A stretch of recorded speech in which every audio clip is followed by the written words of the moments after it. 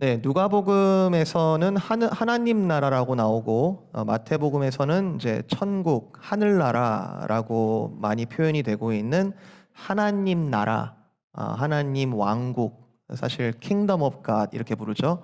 하나님이 왕 되시는 그 왕국, 이 주제가 사실은 예수님께서 이 땅에 오셔서 가르치시고 전하신 가장 핵심적인 주제입니다. 공생의 사역을 시작하실 때 예수님께서 보라 천국이 가까이 왔느니라 하시면서 그 가까이 온 천국을 전파하시는 그런 사역으로 시작하시고 사실은 전 사역을 하나님 나라를 전하시는데 온 힘을 다하셨던 것을 우리가 복음서를 통해서 알 수 있죠. 우리가 구원을 받았다라고 하는 것은 다른 말로 표현하면 이 나라에 들어가는 것이라고 우리가 표현할 수 있고요.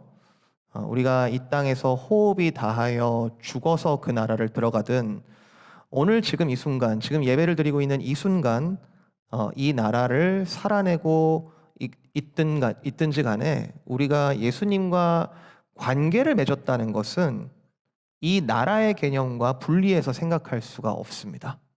우리가 예수님을 믿는다는 것, 구원을 받았다는 것, 그리고 그 나라에 있다는 것, 사실 이것이 사실은 같은 의미를 가지고 있는 표현이죠.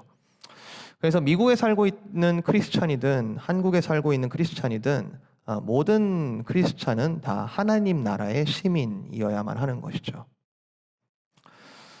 이와 관련해서 오늘 본문에서 우리가 볼 수 있는 점은 하나님 나라가 잔치로 비유된다라는 점인데요. 하나님 나라가 잔치다. 오늘 본문만이 아니고 오늘 본문 앞에 있는 14장 앞부분에 있는 본문들도 다 이 잔치에 초청받은 예수님이 잔치와 하나님 나라가 어떤 것인지 이렇게 연결해서 계속 설명을 하고 계시고요. 아마 다음 주에 주일 본문으로 나누게 되지 않을까 싶은데 이제 누가복음 15장, 누가복음에서 가장 감정을 불러일으키는 그런 장이라고 할까요? 누가복음 15장도 사실상 잔치장이라고 불러도 무관해요. 세 가지 비유가 나오죠. 이제 잃어버린 양을 찾았을 때, 그리고 잃어버린 동전을 찾았을 때, 그리고 잃어버린 아들을 다시 만났을 때, 각 이야기의 마지막에 벌어지는 일들은 잔치입니다. 잃었던 것을 찾았을 때 그 기쁨으로 잔치가 벌어지죠. 잔치라는 것이 굉장히 고귀한 자리고 참 귀한 자리고 바리새인들이 예수님을 많이 초대를 하는데요. 죄인들하고 한 자리에 앉는 게 계속 불만이었어요. 이 바리새인들은. 그러면서 예수님께서 여러 가지 이제 말씀 중에 이 바리새인과 텐션이 일어나는 것을 볼 수 있는데 어쨌든 하나님 나라는 잔치와 관련이 있습니다. 요한복음에 따르면 예수님의 첫 번째 기적은 물을 포도주로 만드시는 사건이신데 어디에서 그 사건이 일어났냐? 이제 가나라고 하는 지역에서 일어난 혼인 잔치에서 예수님의 첫 번째 기적이 일어나고요.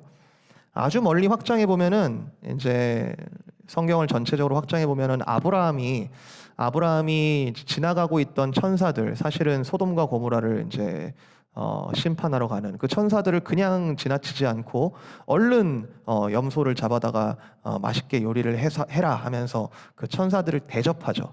잔치, 초청, 대접, 이런 이미지가 계속해서 앞에서 또 메아리 치고 있고, 마지막 계시록에서도 인나팔 대접 재앙이 다 완료된 다음에 어린 양의 혼인 잔치가 벌어지면서 하나님 나라가 이렇게 완성이 된다라는 그림에서도 잔치 이미지는 빠지지가 않습니다. 피스트, 이 잔치, 그러니까 하나님 나라, 우리의 구원, 그리고 잔치, 이런 개념이 성경 내에서 계속해서 맥이 통해서 움직이고 있어요. 그렇지만 이런 잔치라는 것이 우리도 구원받았다. 와, 내가 잔치에 들어가는구나. 와, 좋은 음식도 먹고 좀 재밌는 일들도 벌어지고 정말 좋은 사람들과 마음껏 나누고 이런 잔치가 구원이구나. 라고 우리가 단순하게 이해는 할 수 있는데, 이런 기분 좋은 비유에 한 걸음만 더 들어가 보면은 이제 오늘 24절이죠. 내가 너희에게 말하노니 전에 청하였던 그 사람들은 하나도 내 잔치를 맛보지 못하리라.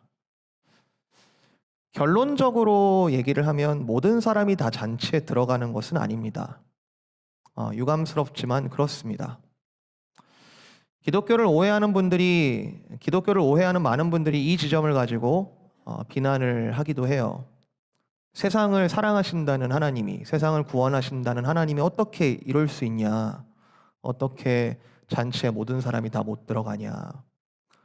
또 동시에 기독교인이면서도 기독교를 오해하는 기독교인들이 이 결론만 가지고 구원에 대해서 아주 분리주의적으로 이해를 하기도 합니다. 나는 구원받았고 쟤는 못 받았을 거야. 우리는 구원받았지만 저 무슬림들은 기회가 없을 거야. 마치 운명이 다 정해진 것처럼, 선이 다 그어진 것처럼, 아주 구원을 오늘 다 결정된 것처럼 그렇게 이해를 하는 분들도 계시는 것 같아요. 이게 과연 딜레마일까요? 이게 풀리지 않는 딜레마일까요? 누구는 또 그래요. 이 구원에 대해서 그건 하나님만 아시는 것이다. 하나님만 아신다. 그런 면이 있죠. 그러니까 때와 시기는 아버지만 아시죠. 천사들도 모르고 아무도 모르고 아버지만 아시느니라 하면서 철저하게 하나님의 영역에 들어가 있는 부분도 있죠.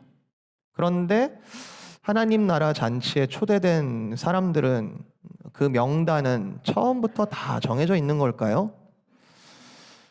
제가 지금 굉장히 컨트로버셜한 지금 질문을 던지는 건데 예정론과 여러 교리들 가지고 얘기를 할 수 있겠습니다만 더 중요한 질문은 이겁니다.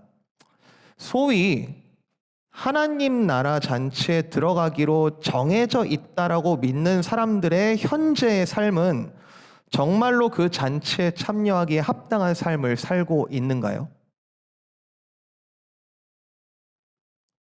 그 나라의 잔치에 들어간다는 것과 오늘 우리의 삶은 어떤 연관이 있는 걸까요? 천국 잔치의 초대장이 우리 손에 쥐어져 있다면 지금 저와 여러분은 어디를 향해서 어떤 방향으로 걸어가고 있는 중입니까? 저도 요즘에는 거의 매주 설교를 준비하고 있는데 개인적으로는 오늘 이 본문이 최근 들어서 가장 오래 씨름을 했던 그런 본문이었습니다. 그렇게 사실은 이 비유가 그렇게 어렵지는 않는데 굉장히 좀 오래 씨름을 했던 본문이었어요. 왜 그런지는 제가 결론에 함께 나누도록 할 텐데 그 전에 일단 천국잔치, 오늘 본문에 나오는 천국잔치가 어떤 특징을 가지는지, 이게 우리에게 무슨 의미가 있는지를 좀 본문을 먼저 좀 살펴보도록 할게요. 자, 오늘 본문의 15절 한번 봅니다. 15절. 자, 15절을 보면 이 이야기의 배경 자체가 잔치입니다. 예수님께서 말하고 있는 이 배경 자체가 잔치 속에서 이루어지고 있어요. 여러 사람들이 초대돼 가지고 함께 먹는 중에 있는데 이제 한 사람이 벌떡 일어나서 하나님의 나라에서 떡을 먹는 자는 복되도다, 이런 말을 하는 거예요. 하나님의 나라에서 떡을 먹는 자는 복되도다. 예, 맞죠? 그죠? 맞죠?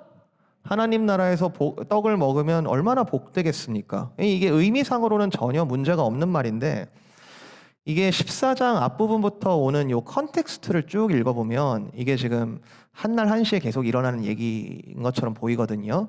근데 바리새인 지도자가 초대한, 그리고 그 자리 가운데 예수님께서 초대를 받았으면 그 사람들이 좀 듣기 좋아하는 말도 하면 좋을 텐데 굉장히 초대를 한 사람, 그리고 초대 같이 받은 사람들에게는 불편하게 느껴질 수 있는 말을 계속 하십니다. 예수님께서 계속 말씀을 하시는 중에 그 사람들의 그 마음이 계속 긁혀요. 뭔가 좀 계속 긁히는 중에 있는 거예요. 그래서 이 15절에서 하나님 나라에서 떡을 먹는 자는 복되도다, 이 말은 굉장히 냉소적인 뉘앙스가 깔려있는 표현입니다. 이런 느낌이에요. 그래요, 가난한 자들이 참 복되겠습니다, 이런 느낌이에요. 예. 정말 복되겠습니다. 네. 근데 지금 불편한 거죠. 바리새인들은 왜 불편한 거죠? 왜 불편해서 이런 말을 하고 있는 거죠? 지금 이 사람들이 분리주의자들이라서 그래요. 우리는 초대받을 만하고 우리는 예수님 초대할 만하고 예수님께서 지금 계속 얘기하는 가난한 자들 이런 사람들하고는 같이 있기가 좀 그래서 그래요. 예수님 정도의 이런 지혜 있는 가르침, 예수님 정도의 이런 훌륭한 능력, 이런 권위 있는 능력은 급이 되는 사람들끼리 얘기를 해야 되는 거죠. 종교 지도자들, 그러니까 우리니까 지금 예수님을 초대를 이렇게 정중하게 해가지고 말씀도 들어보고 우리도 그 어떤 얘기들도 좀 나누고 이렇게 하려고 지금 초대를 한 건데 적당히 깨끗하고 적당히 알아들을 만한 사람들이 이렇게 모여가지고 예수님과 교제를 해야 될 것 같은데 그래서 이 자리를 어렵게 마련을 했는데 예수님이 자꾸 지금 가난한 자들 이런 얘기 하니까 지금 불편한 거예요. 자, 예수님의 비유가 시작되는데요. 큰 잔치, 어떤 사람이 큰 잔치를 베풀었다. 그리고 많은 사람을 청하였다. 여러분도 초대를 많이 하실 거예요. 그죠? 이렇게 좀 사랑하는 사람들, 또 정말 초대에 같이 교제하고 싶은 분들 많이 초대를 하실 텐데, 4명, 5명 초대하는 것도 일입니다. 쉽지 않아요. 4명, 5명 초대할 때도 그 사람들 하나하나 일정들 다 조율해야 되고요. 그 일정 맞추고 시간 맞추고 하는 게 쉽지 않습니다. 여기 사랑방 리더분들 얼마나 노고가 많아요. 사랑방 멤버들 하나하나 일정들 확인하면서 같이 좀 모이자 하는 거 여러분 쉬운 일 아닙니다. 그리고 모였을 때 음식 뭐 할까? 음식 어떤 거 준비할까? 이거 생각하는 것도 이거 쉬운 일 아닙니다. 그래서 초대를 받는 일은 굉장히 고마운 일이에요. 맞죠? 초대를 받는다는 것은요, 그 사람의 수고의 값을 내가 아무 노고 없이 내가 그대로 받는 거예요. 고맙죠. 그래서 한번 초대를 받고 나면 나도 빚진 마음이 있어가지고 다음번엔 저희 집으로 오시죠 하면서 또 초대를 이렇게 하게 되잖아요. 왜냐하면 고마우니까.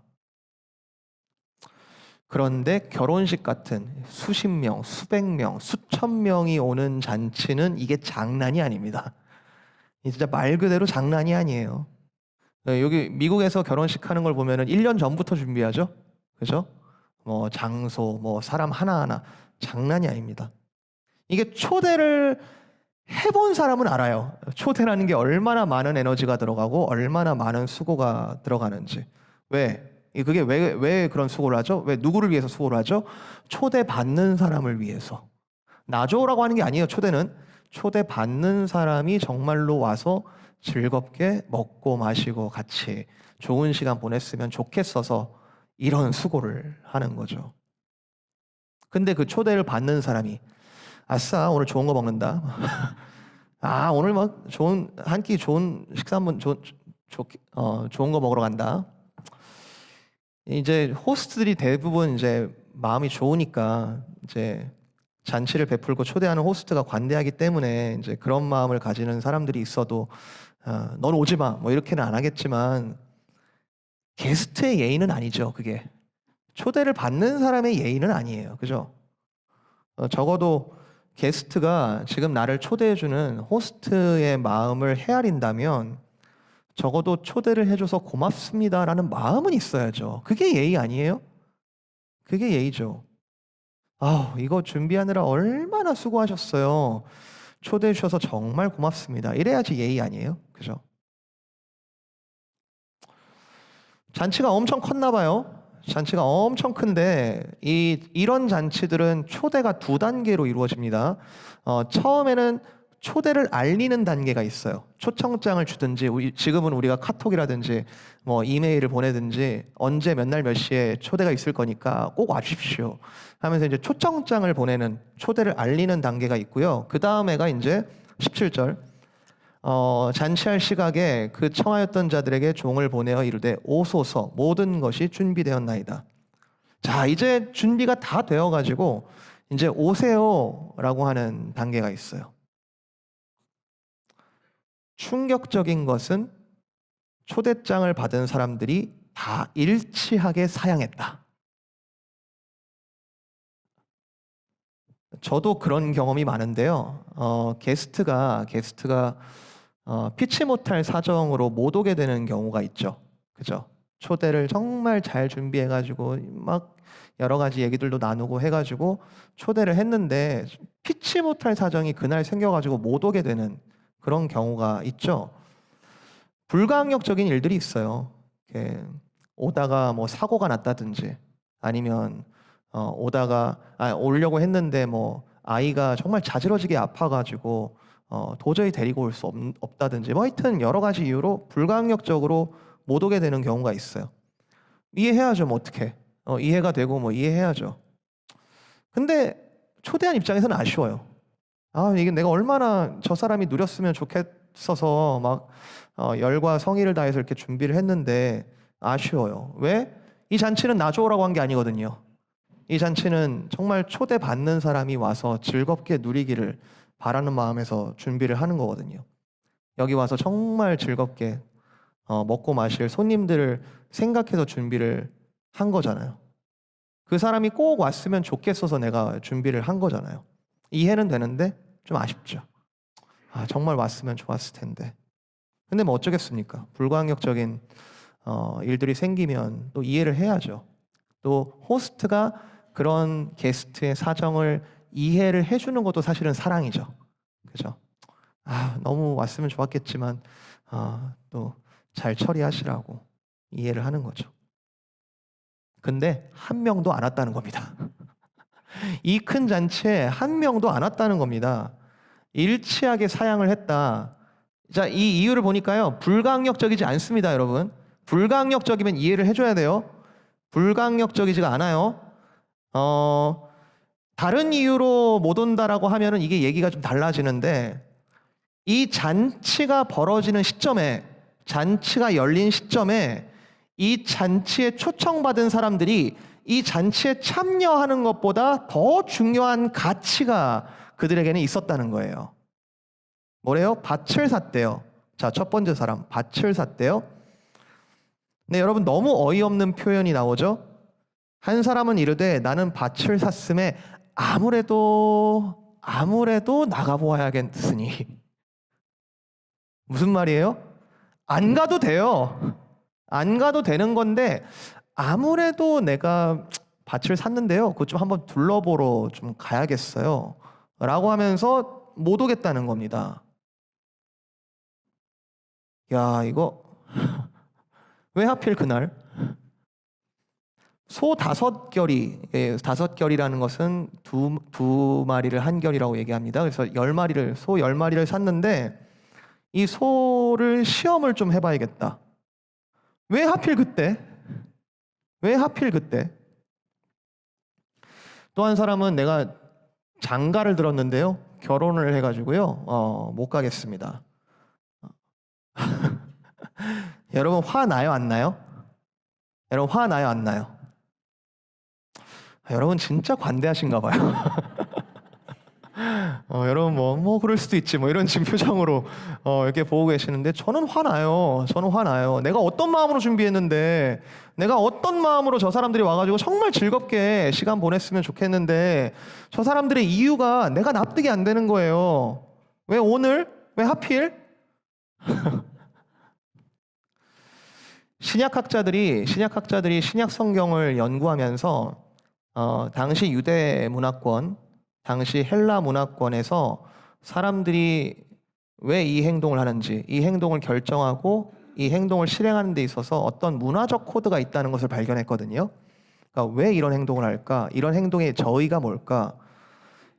이것 중에 하나를 명예와 수치 코드라고 부르는데, 어떤 사람이 행동을 할 때 상대방을 높여주는 행위가 그 안에 깔려 있든지, 아니면 어떤 행동을 했을 때 상대방의 수치를 받는, 이건 한국 사람들은 너무 잘 이해해요. 이렇게 체면 문화가 있기 때문에 명예와 수치 코드를 너무 잘 이해해요. 지금 이 세 사람은, 이 잔치를 거절하고 있는 이 세 사람은 초청을 거절하면서 주인에게 수치를 주고 있는 겁니다. 한 방 매기는 거예요. 내가 이 잔치보다 내가 지금 가지고 있는 이 이유보다 네가 초청한 이 잔치가 나에게는 중요하지 않아.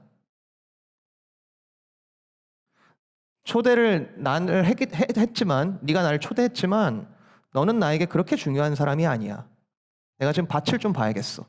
내가 지금 소를 좀 보러 가야겠어. 무시하는 거죠. 수치스럽게 만드는 거죠. 여러분, 이게 만약에 우리의 서로의 관계 속에서도 이런 일이 발생하면요, 다시 안 봅니다. 다시 초대 안 해요.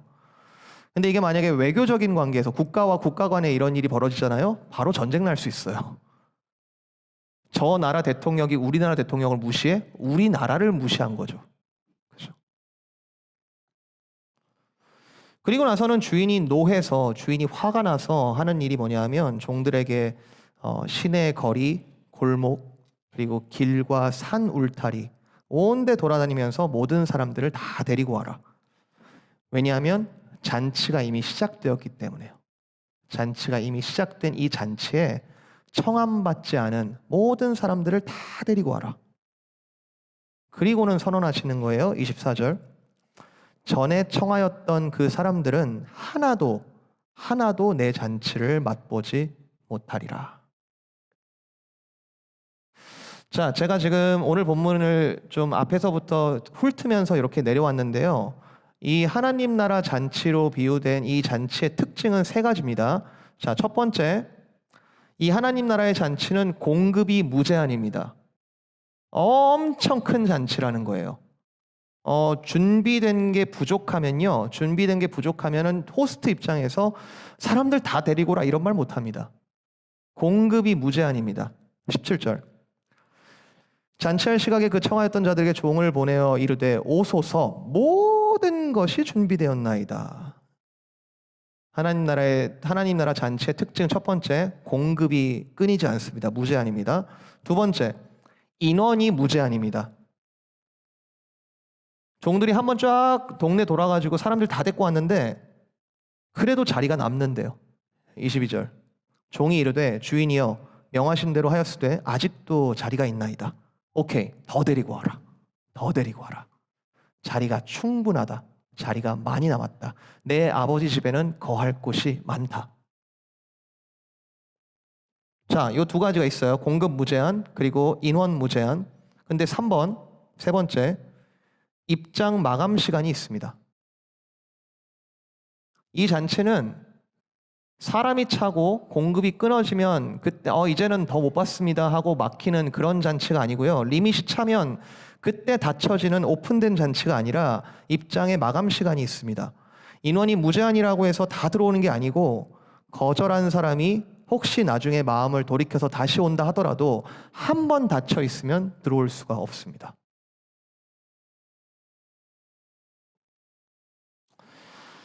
제가 이 본문을 가지고 설교를 준비하면서 지난 한 주 동안 이 비유를 여러 가지 각도로 보고 여러 가지 각도로 연구를 하고 한 주 동안 제 나름대로의 의미를 계속 발견하려고 노력을 했어요. 여러 가지 질문을 던졌습니다. 나한테 이 잔치의 가치는 얼마나 되는 거지? 나한테 이 잔치는 어느 정도의 가치를 가지지? 이 잔치는, 이 나라는 정말로 나에게 매력적인가? 나도 그렇고 혹시 성도님들도 그렇고 어쩌면 이 나라보다 더 중요한 것을 쫓고 있지 않나? 밭을 돌아봐야겠다. 소를 한번 시험해보러 가야겠다. 내가 장가 들었다. 나는 어떤 가치를 예수님보다 그 나라보다 더 높이고 있을까? 나는 나보다 못하다고 여기는 사람들, 가난한 자, 몸 불편한 자, 맹인, 저는 자들, 이 사람들이 하나님 나라에 원래는 초대받지 않았지만 나중에라도 그 들어오는 것에 대해서 나는 혹시 질투하고 있나? 아니면 그것도 내가 아예 이 나라의 가치를 잘 모르기 때문에 그런 사람들이 들어오든 말든 나는 상관이 없나?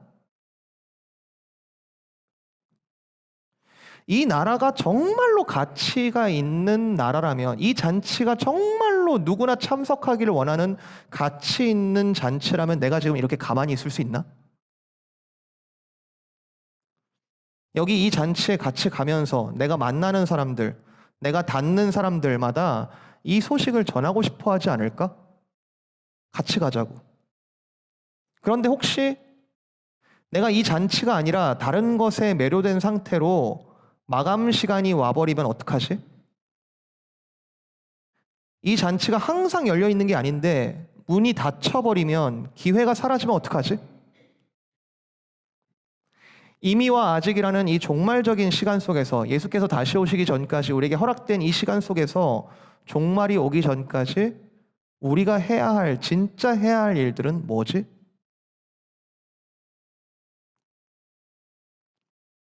지금 제가 여러 질문을 드렸습니다만 이 질문들이 다 의미가 있습니다. 다 의미가 있어요. 생각해 볼 법하고 다 생각해 볼 다 고민해 볼 만한 그런 질문들인데 이런 본문들이 성경의 다른 본문들과 맥이 통해요. 예를 들면 열처녀 비유라든지 5명의 슬기롭고 준비하는 처녀들은 그 신랑이 올 때 맞이하겠지만 어리석고 준비하지 않은 처녀들은 밖에 버려져 슬피 울며 이를 갈미 있으리라.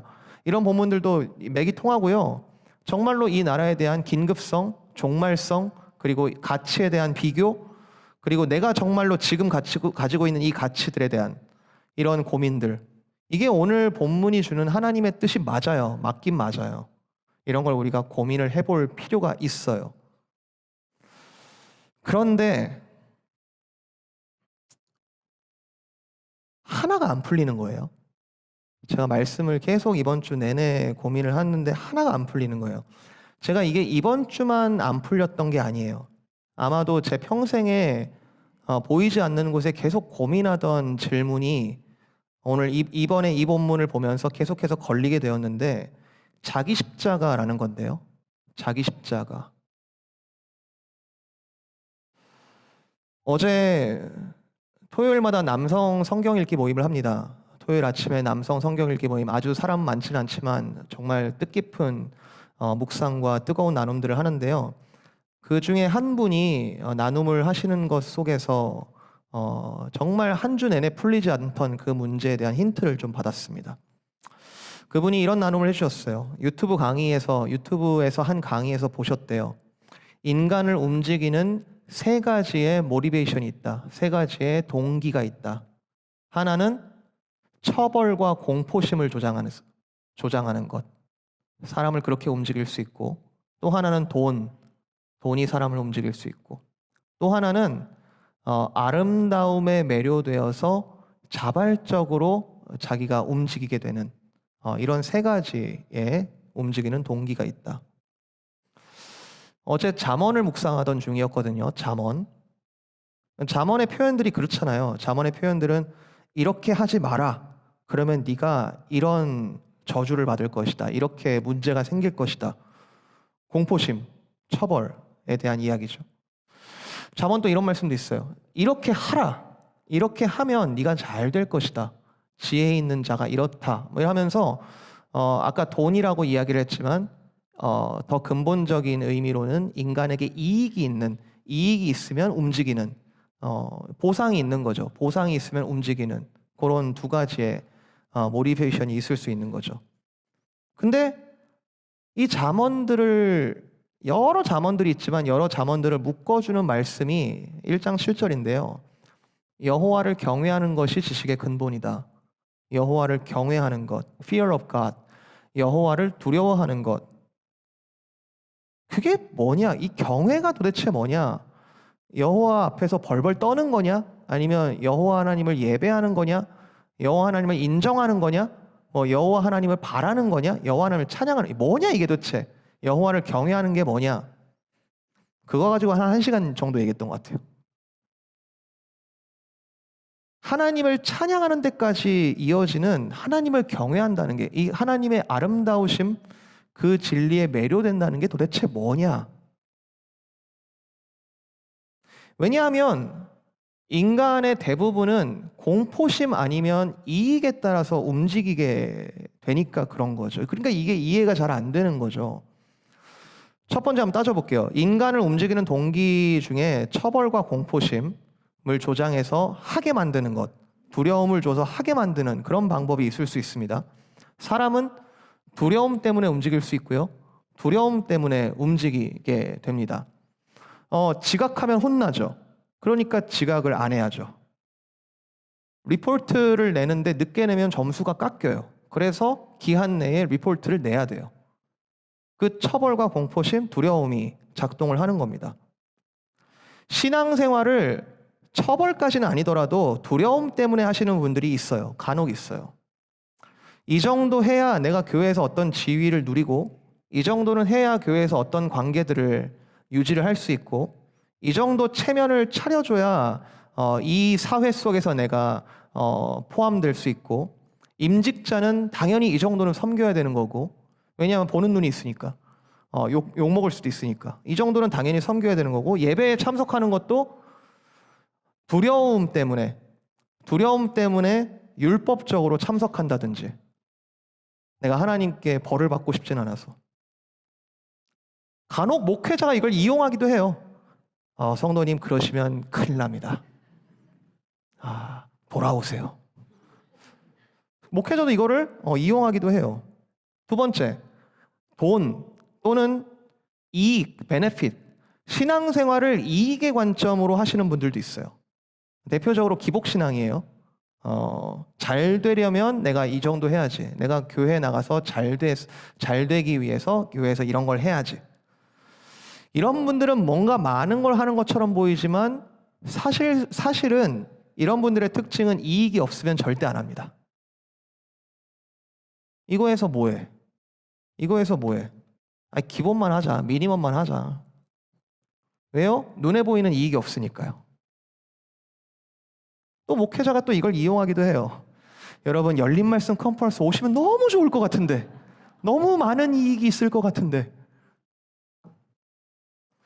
제가 지금 말씀드리는 게 이게 신앙생활만 해당되는 게 아닙니다.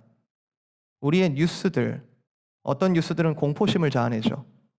어떤 뉴스들은 이거 안 하면 큰일 나 하면서 막 해야지만 이익을 받을 수 있는 것처럼 뉴스가 만들기도 하고요. 여러분의 순간순간의 삶의 태도, 두려움 때문에 그렇게 결정하십니까? 아니면 이익이 그 앞에 보이기 때문에 여러분 결정하십니까?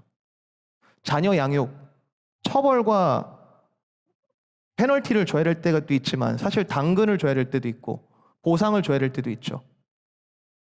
매 순간의 판단들, 두려움과 이익 사이에서 계속 왔다 갔다 하는 거 아니에요?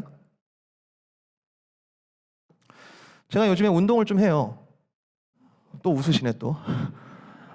웨이트를 좀 하는데요. 이제 퍼스널 트레이너들이 있잖아요. 피트니스에 가면 퍼스널 트레이너들이 운동을 하게 만드는 게 목적이거든요. 그죠? 운동을 하게 만드는 그 모티베이션을 잘 보면은 트레이너들마다 다 다릅니다. 회원님 지금 운동 안 하시면 수명이 5년 줄어듭니다. 와, 그럼 바로 운동하겠죠.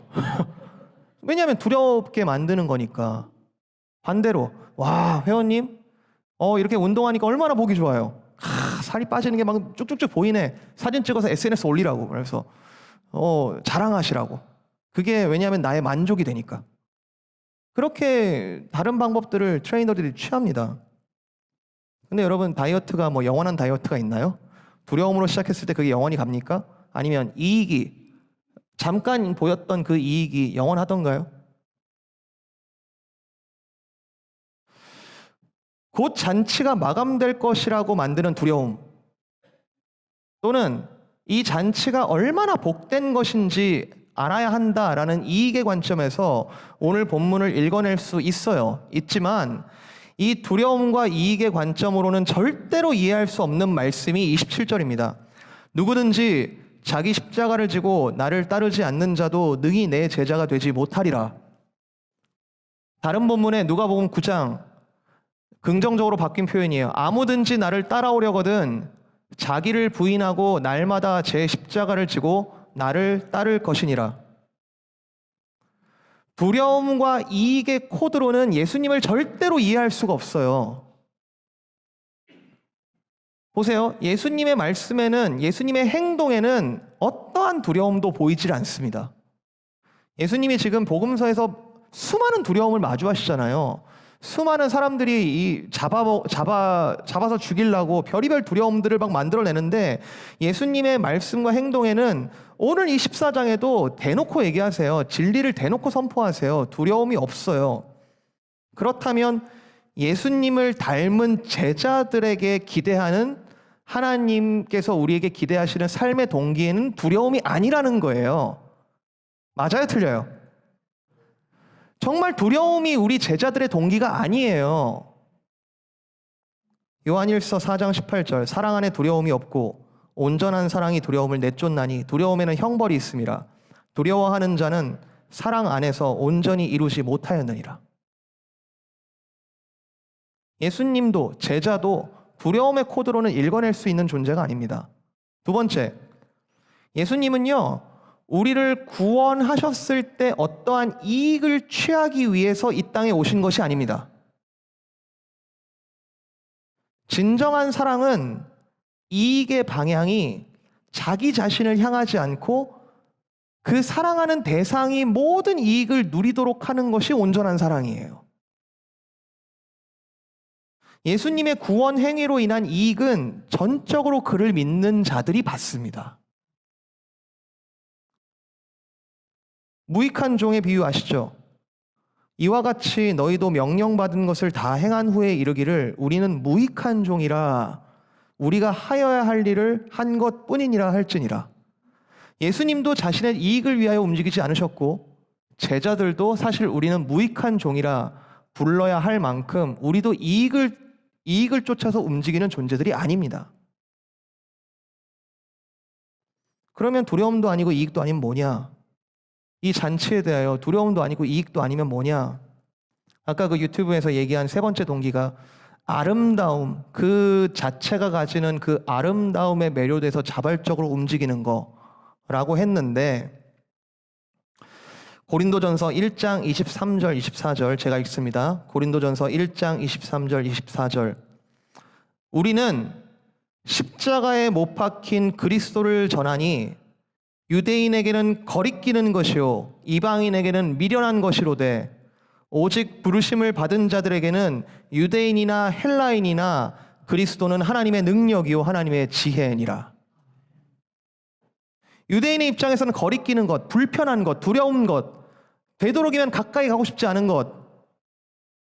헬라인의 입장에서는 그 십자가 취해봐야 무슨 이익이 있냐, 미련한 것, 도움도 안 되는 것. 그러나 오직 부르심을 받은 자들은 그리스도는 하나님의 능력이요 지혜의 정점이다 라고 성경은 말하고 있잖아요. 여기까지 오니까 제가 머리를 한 대 세게 맞은 것 같더라고요.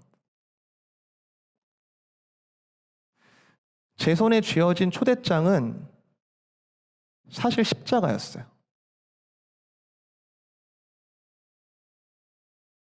십자가의 마음. 자기 십자가를 지는 것이 자기를 부인하는 것이죠. 근본적으로 자기 생명을 그리스도의 십자가에 못 박은 사람들은 그보다 더 중요한 일이 없습니다. 밭이요? 소요?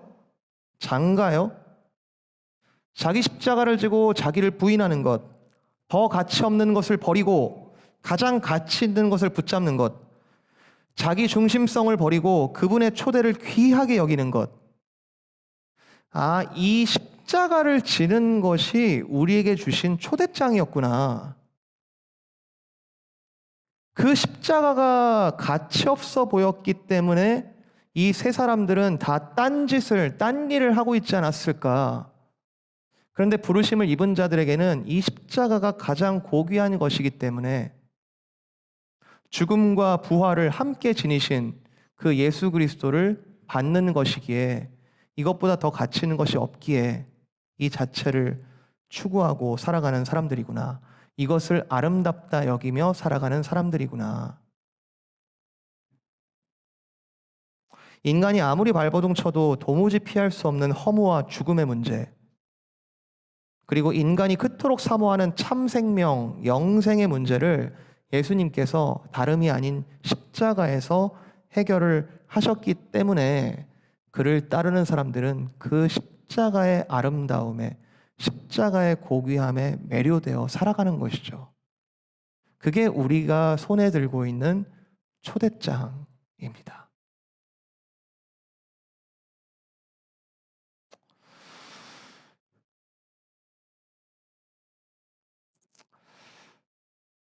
일부 예배 마치고 우리 온 교회가 같이 기도한 우리 형제, 앤드류 형제, 정말 사고 때문에 정말 생사를 왔다 갔다 하다가 정말 호흡기를 떼야 되나 말아야 되나 그런 어려운 결정 가운데 하나님께서 정말 은혜 주셔서 기적적으로 모든 기관들이 작동하고 모든 근육들이 다시 힘을 얻고 다시 재활을 통해 정말 지금 회복하고 있는 그 가정의 부모님들을 잠깐 만났습니다.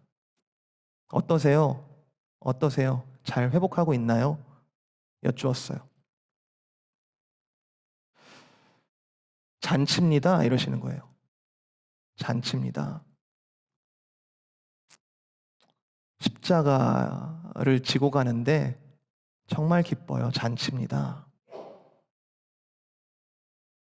우리 가정에 이런 일이 일어났을 때 말할 수 없는 두려움으로 정말 엎드릴 수밖에 없었는데 이런 과정을 겪게 하신 이 십자가를 지게 하심으로 그 아름다움과 그 회복을 경험케 하신 하나님의 그 나라, 이게 잔치입니다. 우리 아들도 정말 인생에 그 잔치를 맛보는 시간, 그리고 정말 하나님 나라가 이렇게 임했다는 흔적을 지울 수가 없을 것 같아요. 그 말 하는데 마음이 먹먹하더라고요.